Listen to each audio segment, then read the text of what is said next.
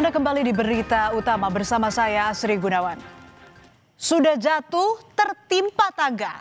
Peribahasa ini mungkin tepat untuk menggambarkan apa yang dialami pasangan suami istri di Sleman, Yogyakarta. Sang suami yang membela istrinya saat dijamret justru dijadikan tersangka setelah aksi pengejarannya terhadap pelaku jamret berakhir dengan kecelakaan maut. Hari itu saudara, 26 April 2025, Arsita mengendarai motor beriringan dengan sang suami yang mengendarai mobil di belakangnya. Keduanya berniat mengambil barang dagangan. Lalu saat keduanya melintas di Jalan Layang Janti, tiba-tiba Arsita dipepet oleh dua pelaku berboncengan motor. Pelaku menjabret tas Arsita hingga motor yang dikendarainya sempat oleng. Arsita juga sempat berteriak jambret. Melihat istrinya dijambret, sang suami Hogi Minaya tak tinggal diam. Ia berusaha membela sang istri dengan mengejar pelaku. Sempat terjadi kejar-kejaran hingga beberapa kali mobil Hogi dan motor pelaku bersenggolan. Pelaku kehilangan kendali lalu menabrak tembok hingga terpental. Kencangnya benturan membuat kedua pelaku terluka parah dan tewas di tempat. Di lokasi inilah pada 26 April 2025, dua pelaku jamret yang kabur usai melakukan aksinya tewas akibat kecelakaan. Korban mengungkap ketika kedua pelaku terpental ke aspal, salah satunya masih menggenggam cutter yang digunakan untuk menjamret korban.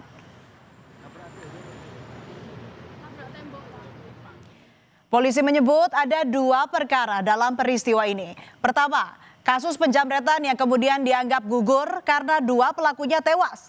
Kedua, kasus kecelakaan lalu lintas yang menewaskan dua pelaku jamret.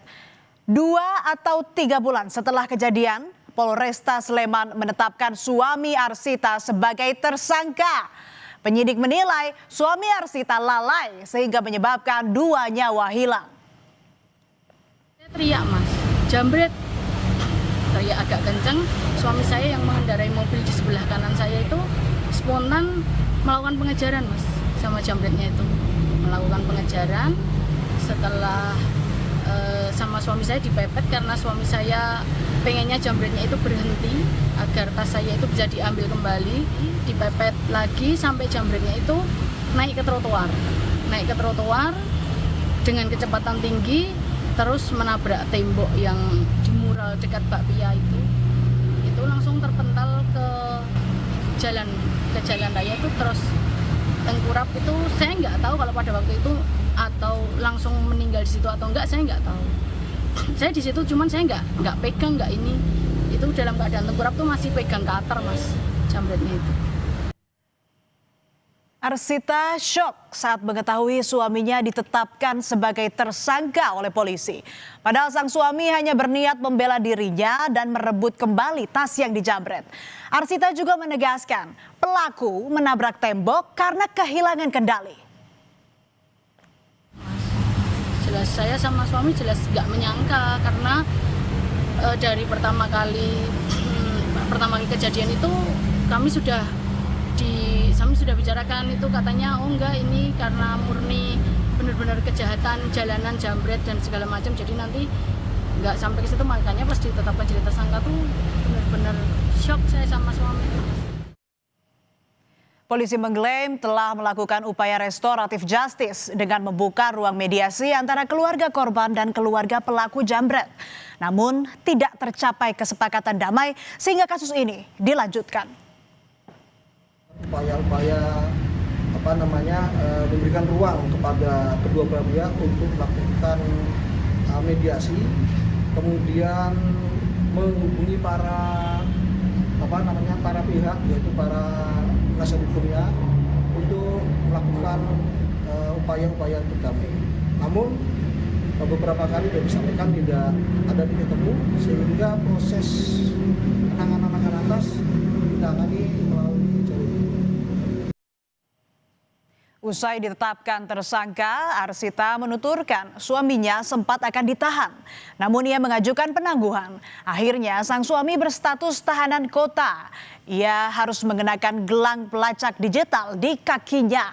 Suaminya juga dilarang keluar dari wilayah Kabupaten Sleman, Bantul, dan Kota Yogyakarta. Ketua Komisi 3 DPR RI Habibur Rohman mengaku heran dengan penetapan suami korban jambret sebagai tersangka. Ia akan memanggil Kapolres Sleman, Kajari Sleman, dan suami korban penjambretan Hogi Minaya untuk mencari solusi. Habibur Rohman juga mempertanyakan pasal undang-undang lalu lintas yang dijeratkan kepada Hogi dan kejaksaan yang menerima pelimpahan perkara ini. Mempertanyakan ya, bagaimana bisa pasal tersebut diterapkan dalam perkara ini kepada Pak Hogi, ya? Karena yang lalai hingga menabrak itu kan bukan Pak Hogi, tetapi justru dua orang penjamret tersebut dan mengakibatkan mereka sendiri yang meninggal dunia. Karena kan si Pak Hogi ini tidak menabrak, tapi mengejar si jambret tersebut. Kejaksaan Negeri Sleman Yogyakarta kembali menggelar mediasi dengan menghadirkan keluarga korban secara langsung dan keluarga pelaku jambret secara daring. Kedua pihak sepakat menyelesaikan masalah ini dengan restoratif justice. Namun syarat damai akan dibahas pada mediasi kedua.